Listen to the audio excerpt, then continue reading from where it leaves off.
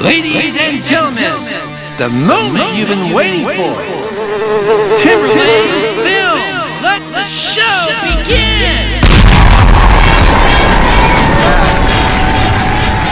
We are in Crescent City, California, and this is where Wilbur Burns has been laid to rest.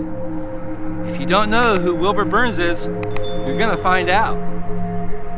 Wilbur Burns was a woodcarver, and he lived in Crescent City, California from 1888 all the way to 1932. When Wilbur arrived, he put his wood statues all over town to kind of lighten things up, to make it fun. And he was loved by the community. But on October 31st, 1932, something horrible happened. Wilbur perished in a fire. The flames from that fire reached 50 feet into the air, and the locals here were crying. Their tears, full of emotion, hit the ground because they loved Wilbur so much and what he did for the community. Wilbur was gone,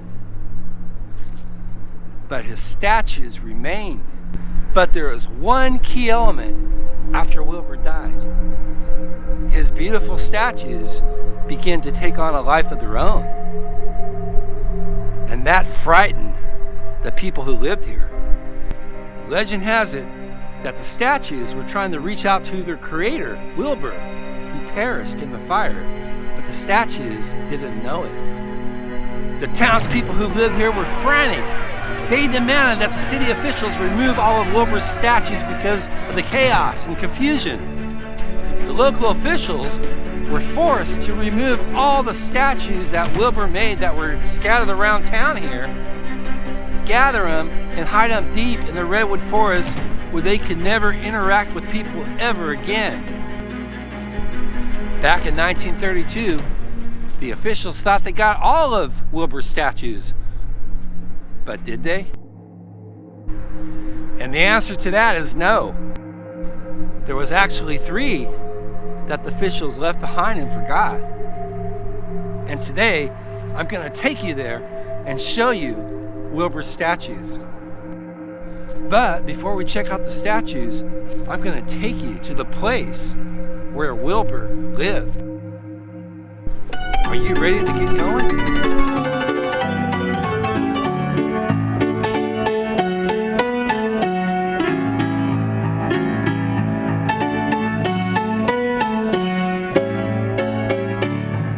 Right behind me is where Wilbur lived and where he perished. And if you and I use our imagination, we can actually go back in time and take a peek. Open the door to yesterday.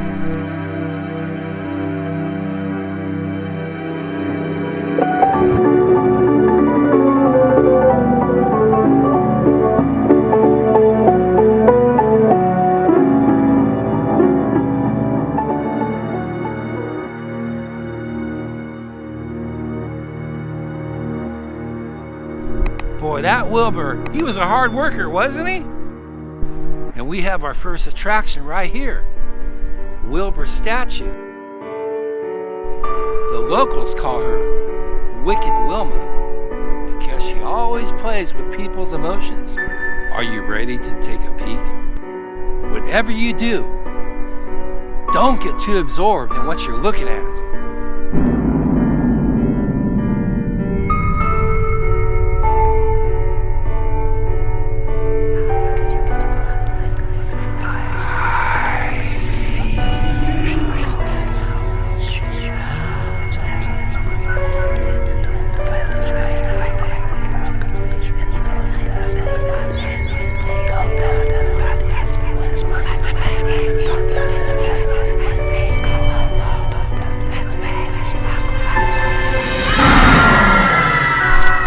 Remember, she's trying to find her creator, Wilbur, and she means no harm. We have another masterpiece by Wilbur, and it's right behind me.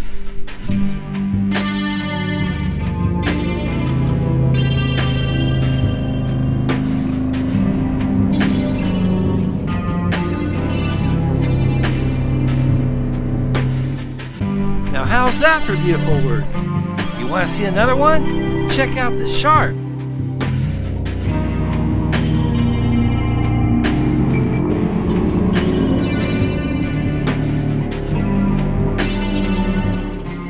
Wilbur even had a name for that shark.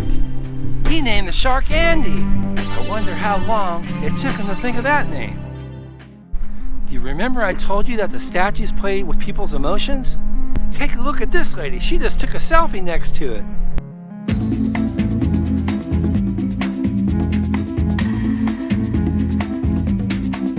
And look at this fella.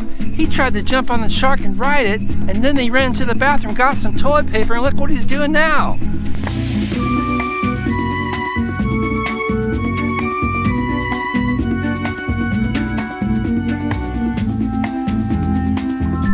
It's kind of a weird atmosphere here. Well, that's all the time we have for today. And if you ever come and visit these attractions, just be prepared and know what you're dealing with. And I'm going to leave you with a quote that Wilbur wrote himself. And that is, don't be ashamed of loving the weird things that makes your little wooden heart happy. I don't know about you, but I think Wilbur was kind of weird. That was pretty groovy, wasn't it? I bet you never seen a place like this before, have you? But I want to thank you for coming by and watching Timberlane Films. Until next time, you have a great week. Goodbye, everybody.